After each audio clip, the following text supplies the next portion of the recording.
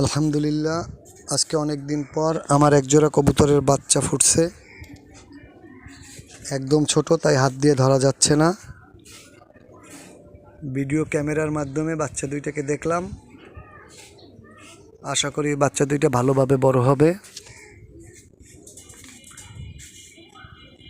ওদের বাচ্চা না, ওর মা বাবাকে উপরে ছেড়ে দিছি। এরাও জোর মিলছে। আশা করি 15 দিনের ভিতর এরাও ডিমে আসবে।